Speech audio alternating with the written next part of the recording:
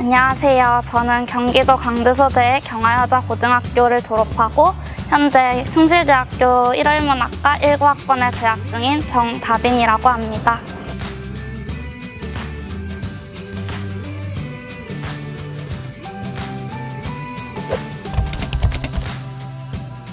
어렸을 때 일본어를 하실 줄 아셨던 할아버지랑 같이 지내면서 일본어에 대해서 조금 관심을 가지게 되었어요. 그 이후에 중학교, 고등학교 때 일본어를 배우고 일본어 부장으로 활동을 하면서 일본어에 대해 더 많은 흥미를 느끼게 되었고, 고등학교 2학년 때 저희 학교로 교환학생 온 일본인 친구들과 같이 기숙사 생활을 하고 언니와 함께 후쿠오카나 오사카에 여행을 다니면서 일본 특유의 문화나 정서에 더 많은 관심을 갖게 되었고, 그 계기로 1월문학과에 지원하게 되었습니다.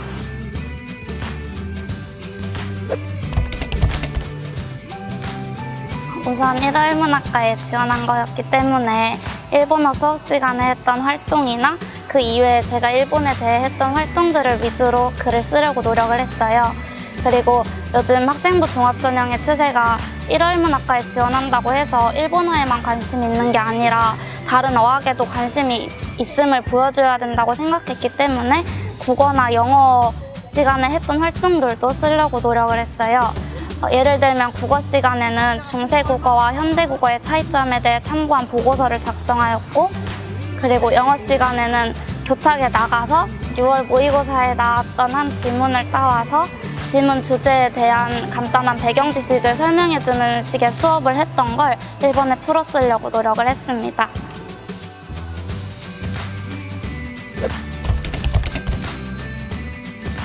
경화 모의-UNAV에서 일본 대표로 활동을 하면서 IS의 세계 문화유산 파괴나 멸종 위기에 처한 동물들을 위해서 국제 세계가 할 수 있는 방법들에 대한 결의안을 작성한다는 등의 활동을 하면서 국제 시사에 대한 지식의 폭을 넓힐 수 있었고, 또 일본 대표로 활동을 하면서 그 결의안을 작성하는 과정에서 일본 문화나 일본의 법에 대해서 많이 탐구를 했어요. 고등학교 3학년 때 언문학 분야로 진학하기를 희망하는 친구들과 함께 모여서 언어탐구부라는 자율동아리를 조직했어요. 거기서 첫 활동으로 러시아어와 한국어를 비교하는 활동을 했는데요. 러시아어와 한국어에는 돌다리도 두들겨보고 건너라 라는 속담이나 시작이 반이다 라는 속담이 있는 등 되게 비슷한 속담이 많은 걸 알게 되었어요. 그래서 왜 나라가 다른데 비슷한 속담이 많을까 궁금해서 탐구를 해보기 시작했는데, 아시아어가 알타이어족에서 유래되었고 그 알타이어를 같이 쓰던 민족이 러시아와 한국으로 흩어지면서 같은 문화를 지닌 사람들이 그런 비슷한 속담을 만들어냈다는 것을 알게 되었습니다. 그래서 이러한 활동들을 친구들과 함께 한 편의 보고서로 작성할 수 있었습니다.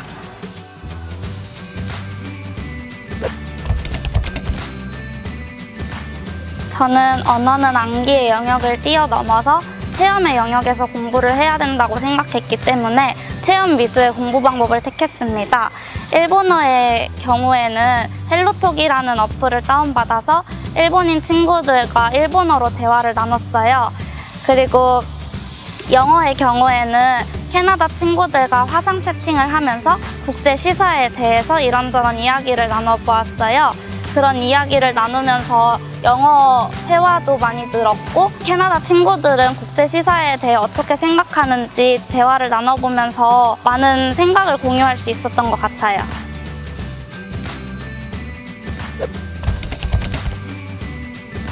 고등학교 2학년 때 한국 문화를 알리고자 글로벌 문화 교류부를 구성했었어요. 거기서 첫 번째 활동으로 경복궁에 가서 외국인들에게 한국 건축물에 대해서 설명해주는 활동을 진행했었어요. 가기 전에 일본어나 영어 등으로 경복궁에 대한 안내 책자를 제작을 하였고, 그거를 현장에서 외국인들에게 보여주면서 해당 국가의 언어로 경복궁을 설명해 주었더니 직접 학생들이 와서 해주니까 더 현장감 있고 생생하다고 좋아했었어요.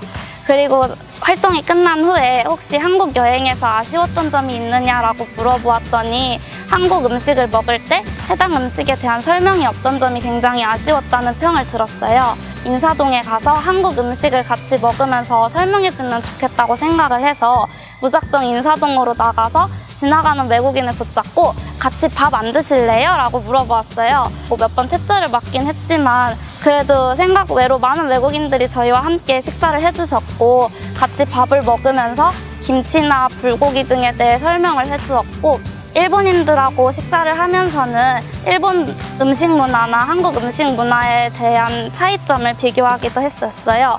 그래서 활동 결과로 일본 식문화와 한국의 식문화의 차이점과 그 원인에 대한 보고서를 작성하였고 일본인 선생님께 제출을 하였더니 굉장히 좋아하셨던 기억이 나요.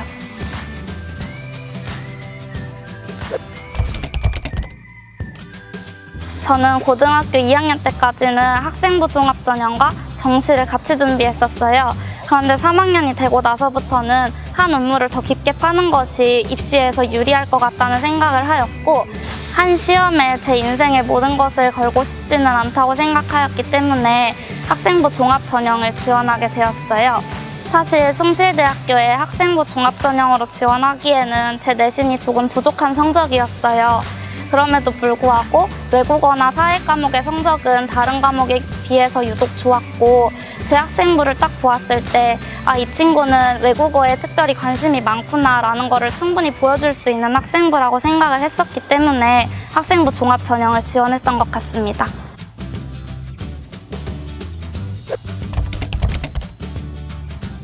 뭐 10분 안에 입사관분과 교수님께 저의 모든 것을 다 보여드린다는 게 굉장히 부담이 많이 됐었어요. 그래서 저는 10분 안에 제 모든 것을 다 보여드릴 수 있도록 그만큼 치열하게 면접을 준비했었어요. 우선 인터넷에 면접 꿀팁이나 면접 준비 자세 이런 거를 쳐보면서 최대한 많은 정보를 입수하려고 노력을 했었어요.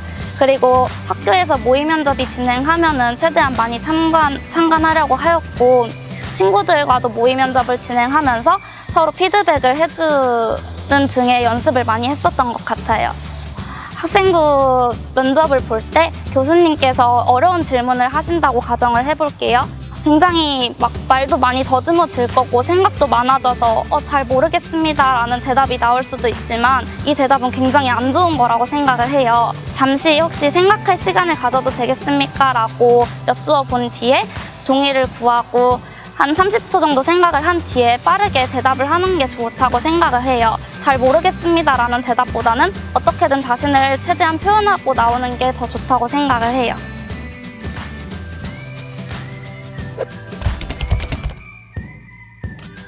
사실 어문학이라고 생각을 하면은 다들 취업도 안 되고 인기 없는 학과라고 생각할 수도 있지만 저는 그 생각에 굉장히 반대하는 입장이에요. 물론 어문학만 공부를 한다면 취업이 안 될 수도 있어요. 그렇지만 어문학 전공을 특색으로 살려서 경제나 경영이나 국제통상 등을 복수 전공을 한다면 충분히 어문학 분야에서도 취업이 잘 될 수 있다고 생각을 해요. 그리고 저 같은 경우에는 일본어 통번역이나 항공사 스튜어디스와 같은 분야에도 굉장히 관심이 많은데요. 일월문학과에 오신다면 이러한 항공사 취직 이외에도 일본 기업 취직이나 국제 기구에도 취업을 할 수 있는 기회가 제공될 수 있어요. 이런 많은 장점들을 가지고 있는 학과라고 생각하기 때문에 굳이 어문학 분야에 오신다고 해서 취업이 잘 안 될 거라는 걱정은 안 하셨으면 좋겠어요. 미래의 숭실대에 지원할 모든 학생 여러분들을 항상 응원하고 2020학년도 학우분들은 저와 함께 즐거운 캠퍼스 라이프를 즐기셨으면 좋겠습니다. 응원합니다.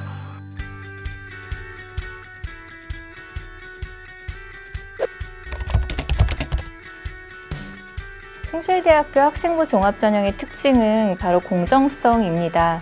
모든 지원자가 공정하게 평가받을 수 있도록 서류평가와 면접평가를 진행하고 있는데요. 첫째로 서류평가에서는 자기소개서에 본인의 이름, 고등학교명, 그리고 부모의 직업과 관련한 정보를 기재할 수 없도록 하였습니다. 그리고 면접평가에서는 본인의 이름과 고등학교명을 블라인드 처리해서 면접을 진행하고 있습니다. 학생부 종합전형에서 무엇보다 중요한 것은 서류와 면접평가를 통해 스스로 보여주는 역량, 잠재력, 발전 가능성입니다. 그리고 사회 일각에서 우려하는 것처럼 지원자의 외적인 조건이나 환경으로 지원자를 구분하여 평가하지 않으니 숭실대학교를 믿고 지원해 주셨으면 좋겠습니다.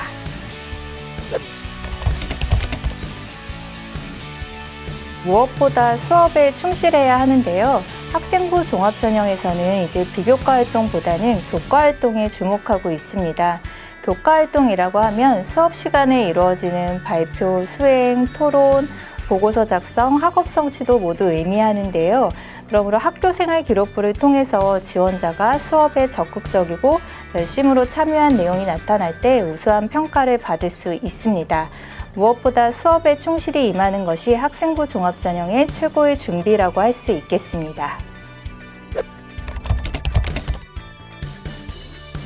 1단계 서류종합평가를 통과한 3배수의 학생은 면접에서 순위가 많이 뒤집히고 있는데요.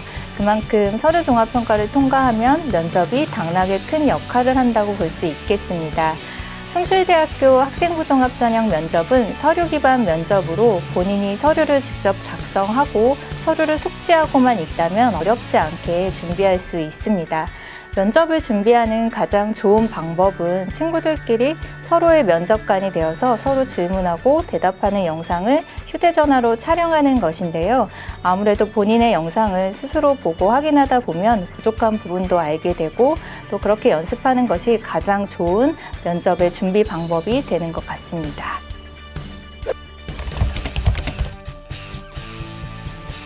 (2020학년도) 수시 학생부 종합전형의 대표 전형인 SSU의 미래인재 전형의 모든 지원 자격이 폐지되었다는 것이 가장 특기할 만한 사항입니다.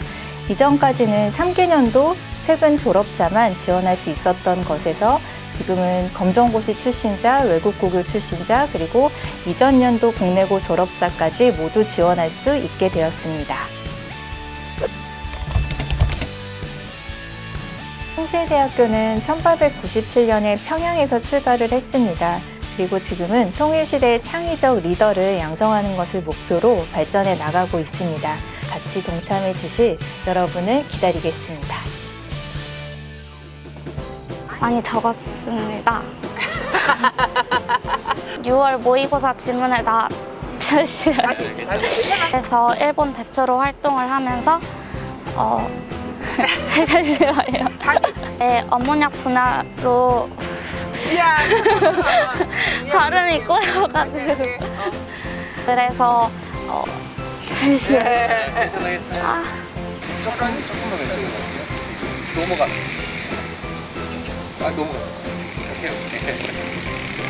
저와 함께 즐거운 캠퍼스 라이프를 즐기셨으면 좋겠습니다. 응원합니다.